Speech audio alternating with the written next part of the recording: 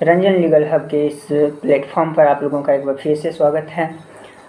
Today is independence day and it is a very important day for Indians. आज के दिन हम लोग 77th इंडिपेंडेंस डे सेलिब्रेट कर रहे हैं। आज हमारे इंडिया के इंडिपेंडेंस के 77th ईयर बीत चुके हैं और इस इंडिपेंडेंस डे के पीछे की कहानी जो है वो हम सब लोग जानते हैं कि कैसे हम लोगों ने इंडिपेंडेंस गेन किया, किस तरह से वीरों ने अपने जान गंवाए, किस तरह से उन्होंने आज़ादी के लिए जो स्ट्रगल था उनको फेस किया। ये सब बात हम लोग जानते हैं।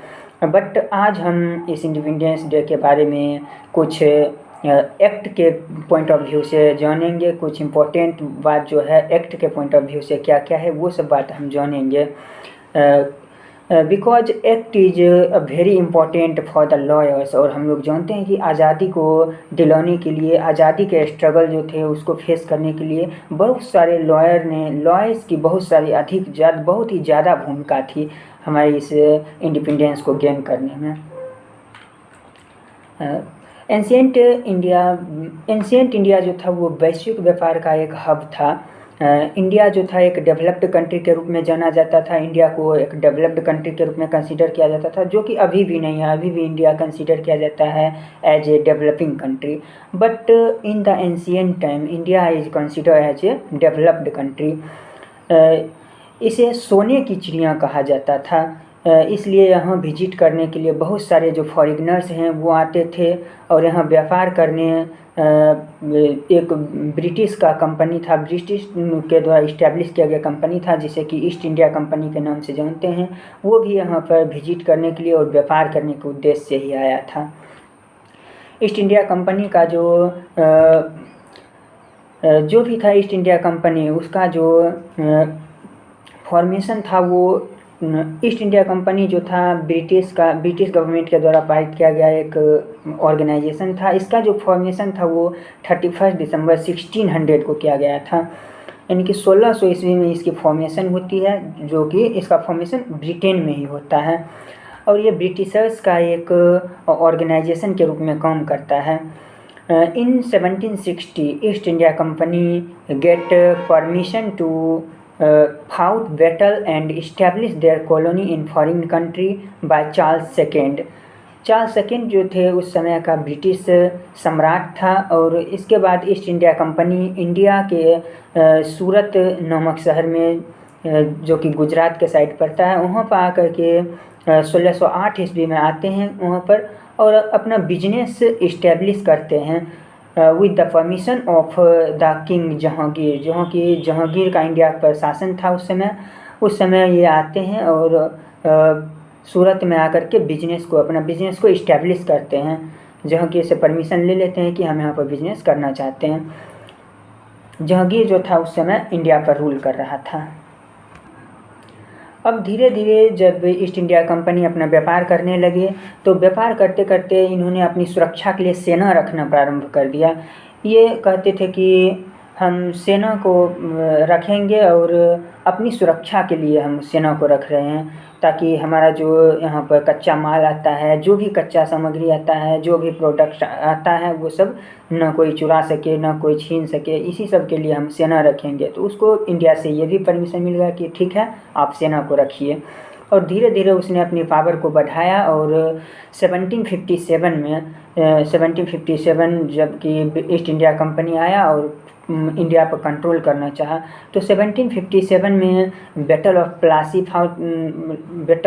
होता है, जो कि ईस्ट इंडिया कंपनी और सिराजुद्दौला के बीच में होता है, जिसमें सिराजुद्दौला जो हैं वो डिफीट हो जाते हैं और whole India is going under the control of East India company. तभी से 1757 से ईस्ट इंडिया कंपनी हमारे कंट्री पर रूल करने लगते हैं। 1757 के बाद छोटी छोटी फाइट होती है और बहुत सारे एक्ट भी बनते हैं। जैसे 1813 में आया चार्टर एक्ट, फिर 33 में आया, 1853 में आया। लेकिन ये सब छोटी छोटी चेंजेस थे जिनको कि ध्यान में नहीं रखा जाता है। और सबसे पहले 100 साल के बाद 1857 में जब ईस्ट इंडिया कंपनी के द्वारा इंडियंस को बहुत सारे दबाव दिया गया, इंडियंस पर बहुत सारे जो इंडियन को एक तरह से अपने चंगुल में जकड़ लिया गया। तभी से धीरे धीरे ये विद्रोह की चिंगारी जगती रही और 100 साल के बाद 1857 में जब ईस्ट इंडिया कंपनी के अधीन रहते रहते ये सब लोग उब गए थे, तब इन्होंने विद्रोह को प्रारंभ किया और ये विद्रोह सिपाही म्यूटिनी के नाम से जाना जाता है। इसे इंडिया के इंडिपेंडेंस का प्रथम विद्रोह माना जाता है, क्योंकि यही वो प्रथम विद्रोह था जिसमें सभी ने बढ़ चढ़कर भाग लिया और ईस्ट इंडिया कंपनी का विरोध किया था। इस युद्ध के जो रिवोल्ट था, इसके बहुत सारे कॉजेज थे, जैसे पॉलिटिकल कॉजेज थे, एडमिनिस्ट्रेटिव कॉजेज थे, सोशल कल्चरल कॉजेज थे, बहुत सारे कॉजेज थे। सो पॉलिटिकल कॉजेज में एक था कि doctrine of lapse and direct annexation का प्रावधान किया गया था ईस्ट इंडिया कंपनी के द्वारा। इसमें था कि अगर किसी राजा के पास उसका अपना कोई पुत्र नहीं होता तो वो एडॉप्टिव सन जो होगा, जो सन को वो राजा एडॉप्ट करेगा एज ए सन, वो गद्दी पर नहीं बैठेगा, वो किसी भी टेरिटरी पर रूल नहीं करेगा और वो जो कॉलोनी है वो डायरेक्ट ब्रिटिश गवर्नमेंट के हाथ में चला जाएगा, यानी कि ईस्ट इंडिया कंपनी के हाथ में चला जाएगा। एडमिनिस्ट्रेटिव कॉजेज में था कि सेम रैंक के इंडियन को कम सैलरी दिया जाता था, उच्च पदों पर जो था हायर पोस्ट पर इंडियन को नहीं रखा जाता था और इंडियन के साथ इनइक्वालिटी किया जाता था ईस्ट इंडिया कंपनी के द्वारा। सोशल एंड कल्चरल कॉजेज में था कि ईसाई मिशनरियों का प्रवेश जो हुआ था इंडिया में, उसका विरोध किए थे यहाँ के जो इंडियन के रहने वाले थे, इंडिया के रहने वाले थे, उन लोगों ने इनका विरोध किया था। सती प्रथा का अंत जो लॉर्ड विलियम बेंटिक के द्वारा कर दिया गया था, जिसमें कि राजा राम मोहन राय ने बहुत ही अच्छी भूमिका निभाई थी। हालांकि ये एक अच्छा इनिशिएटिव था जो कि ब्रिटिश गवर्नमेंट के द्वारा लिया गया, ईस्ट इंडिया कंपनी के द्वारा लिया गया, कि सती प्रथा को अंत किया गया, विधवा पुनर्विवाह को स्टार्ट किया गया, चाइल्ड मैरिज को प्रोहिबिट किया गया, ये सब लाए गए थे। ये कि अच्छा था, लेकिन इन सभी को धर्म से जोड़कर देखा जाता था, जिसके कारण इसका भी विरोध किया गया था इंडियंस के द्वारा। मिलिट्री कॉजेज में था कि यहाँ पर जो था इम्पोर्ट, कोई भी कच्चा पदार्थ यहाँ से जब इंग्लैंड जाता था तो इम्पोर्ट में टैक्स की कमी कर दी गई थी, ताकि यहाँ से अधिक कच्चा पदार्थ इंग्लैंड भेजा जा सके और इंग्लैंड से जो प्रोडक्ट वहाँ से बन के आता था इंडिया में सेलिंग के लिए, उस पर टैक्स को बहुत ही घटा दिया गया था ताकि ब्रिटिश गवर्नमेंट को टैक्स पे नहीं करना पड़े। और यहाँ पर जो था कुटीर उद्योग, जो भी छोटे छोटे उद्योग थे जैसे चरखा का काम था, वो सब चीज़ को बंद कर दिया गया था, जिसके कारण यहाँ के जनता में काफ़ी आक्रोश था।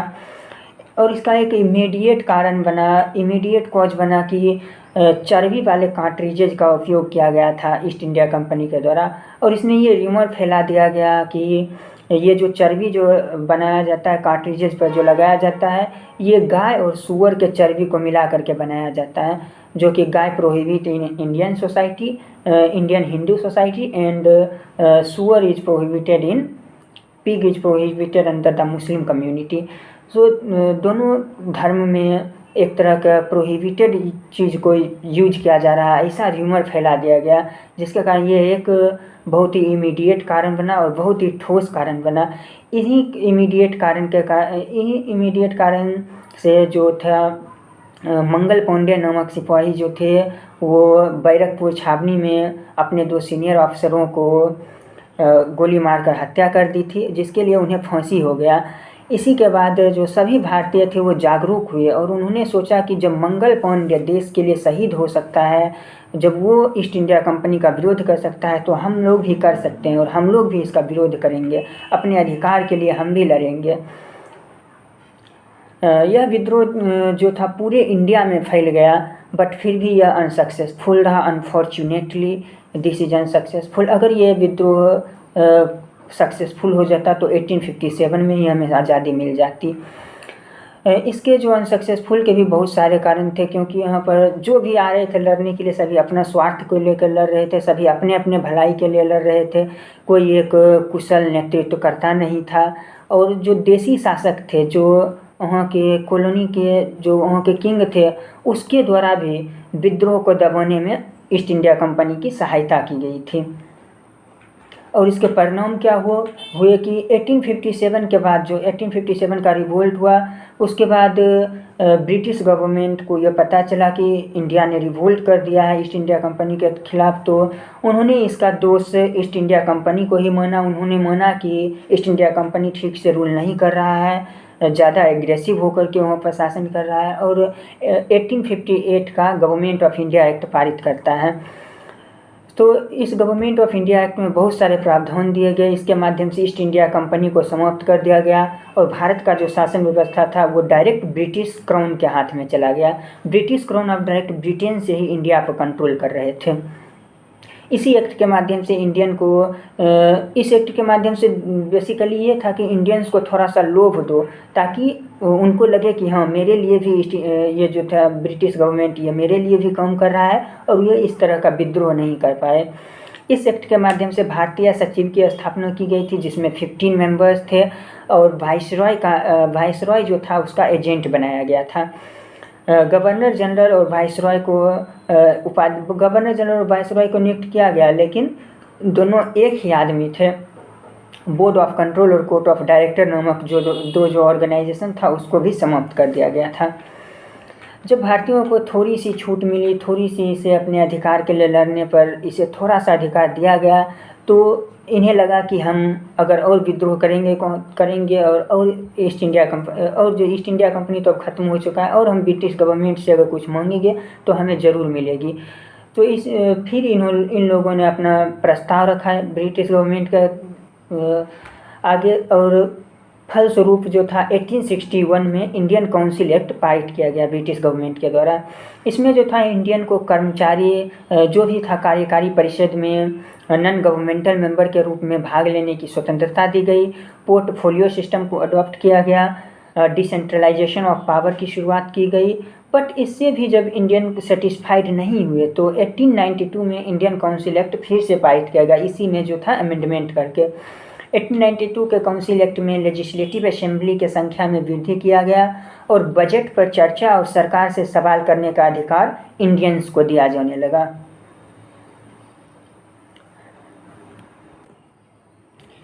फिर इसके बाद 1909 में गवर्नमेंट ऑफ इंडिया एक्ट पास किया गया, और इस गवर्नमेंट ऑफ इंडिया एक्ट को मोंटेग्यू चेम्सफोर्ड रिफॉर्म के नाम से भी जानते हैं। इसमें जो था किसी भी सब्जेक्ट मैटर को 2 पार्ट में डिवाइड करने की बात की गई थी, एक केंद्रीय और दूसरा प्रांतीय प्रशासन में जो था ये डायरची सिस्टम को इस्टेब्लिश किया गया। वायसराय की हेल्प के लिए 3 इंडियंस को पोस्ट दिया गया। पहली बार पब्लिक सर्विस कमीशन का स्थापना इसी एक्ट के थ्रू किया गया था। 1909 में पब्लिक सर्विस कमीशन की स्थापना किया गया था। फिर जब इससे भी नहीं इंडियन माने तो 1935 में गवर्नमेंट ऑफ इंडिया एक्ट पास किया गया, जिसमें इंडियंस को अखिल भारतीय संघ बनाने की बात किया गया, और फेडरल लिस्ट को सेंटर को सौंपा गया, प्रोविंशियल लिस्ट प्रोविंस को दिया गया, तथा कंकरेंट लिस्ट जिस पर कि दोनों सेंटर और स्टेट, यानी कि उस समय कॉलोनी था तो वो कॉलोनी यानी कि प्रोविंस और सेंटर दोनों जो लॉ बना सकते थे उन्हें कंकरेंट लिस्ट में रखा गया। डायची सिस्टम को सेंटर से समाप्त कर दिया गया था, और भारतीय परिषद को समाप्त कर फेडरल कोर्ट की स्थापना किया गया था। एंड फाइनली जो 1947 में था वो इंडियन इंडिपेंडेंस एक्ट पास किया गया था। इंडियन के स्वतंत्रता के लिए ये एक लास्ट एक्ट था जो कि ब्रिटिश गवर्नमेंट के द्वारा पास किया गया। इसमें इंडिया को सोवरिन कंट्री का उपाधि दे दिया गया और इंडिपेंडेंस घोषित कर दिया गया।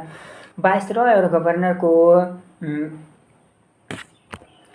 दोनों जो थे, वाइसरॉय और गवर्नर दोनों को कॉन्स्टिट्यूशनल पोस्ट प्रदान किया गया, और सेंट्रल एंड प्रोविंशियल लेवल पर गवर्नमेंट की स्थापना की बात किया गया। इस एक्ट में फाइनली ये था कि अब इंडियन स्वतंत्र हैं, इंडिया अपना शासन खुद करेगा। इंडिया को हम ब्रिटिश गवर्नमेंट जो हैं ये सब छोड़ के जा रहे हैं, और इंडियन को सोवरिन कंट्री का डेजिग्नेशन मिल गया था। And when our constitution was framed, various things taken from Government of India Act 1935 and also from the Indian Independence Act 1947, इस तरह काफ़ी स्ट्रगल के बाद ये जो आज़ादी है ये आज़ादी हम लोगों को मिली है। और इस आज़ादी के लिए काफ़ी सारे स्ट्रगल किए गए, काफ़ी वीरों ने अपने प्राण गंवाए। काफ़ी जो था यहाँ के जो जनता थे उन्होंने भी ब्रिटिश गवर्नमेंट को यहाँ से भगाने में बहुत ज़ोर लगा दिए। तत्पश्चात ब्रिटिश गवर्नमेंट जो थे वो यहाँ से यानी कि इंडिया को छोड़ करके चले गए और इंडिया इस तरह से इंडिपेंडेंट हुआ।